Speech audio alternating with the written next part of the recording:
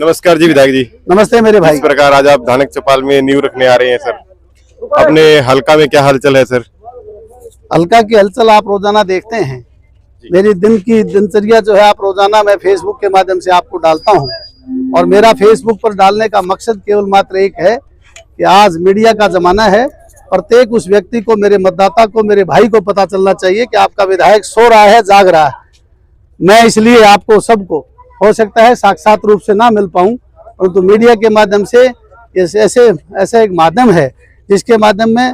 से मैं प्रत्येक उस गतिविधि को बताने का काम करता हूं। हो सकता है कुछ साथियों को इस प्रकार की पीड़ा भी होती हो, परंतु मैं उनको सद्बुद्धि देने का काम करता हूं, समझाता हूं कि मैं जहां भी जाता हूं मैं कभी छिप के नहीं जाता। चाहे मैं दिल्ली के अंदर राष्ट्रीय नेताओं से मिलकर के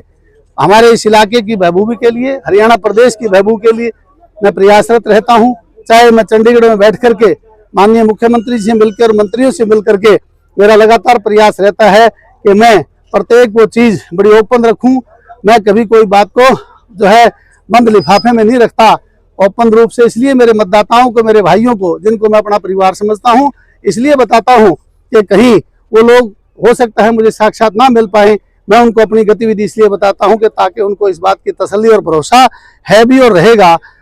ताकि मैं जो काम करता हूं उनके सामने हो। इसी कड़ी में आज मैं सरसाना में आया हूं। सरसाना में ये आज हमारी जो चौपाल है, इसमें प्रत्येक प्रकार के जो काम, चाहे विकास के चल रहे हैं, चाहे लाइब्रेरी के चल रहे हैं, और मेरे बहुत प्रिय साथी ने एक आज हमारे अजय जी ने यहाँ वाटर कूलर दे करके जो हमारी जो योजना है लोगों को अधिक से अधिक सुविधा देने की, उसमें इस कड़ी में उन्होंने वाटर कूलर दे करके उसको मजबूती प्रदान की। मैं उनका भी धन्यवाद करता हूं, और मैं धन्यवाद कुलदीप बिश्नोई जी का भी करता हूं, जिन्होंने अथक प्रयासों से माननीय मुख्यमंत्री जी को कह करके यहाँ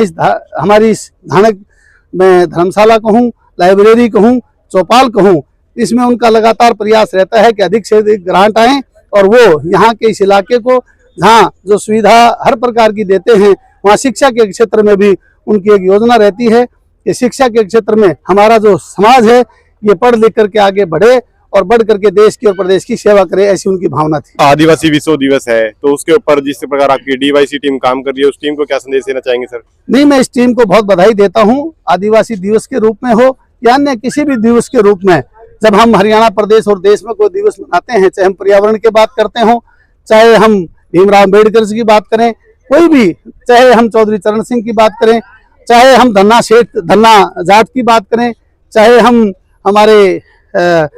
रविदास जी की बात करें, हमें महापुरुषों की बात करें, जो महापुरुषों की बात होती है उनमें इन सब लोगों का, ऐसे नौजवान है सरसाना के, मैं इनका विशेष आभारी हूँ कि कभी भी किसी बात को ये केवल संकीर्ण विचारधारा में रह करके केवल अपने समाज की बात नहीं करते, ये 36 बिरादरी की बात करके हरियाणा प्रदेश और देश में हम सब साथियों को संदेश दे करके ये कहते हैं सर्व समाज इकट्ठा रहे, और समाज का कोई भी वर्ग हो, उसका कोई भी महापुरुष रहा हो, ये न केवल अपने ही समाज के लिए बल्कि 36 बिरादरी के लिए हमेशा ये प्रयासरत रहते हैं कि उस समाज को इकट्ठा करके, जोड़ करके प्रगति के पथ पर चलाने के लिए इनका हमेशा प्रयास रहता है। इनको मुबारकबाद देता हूँ।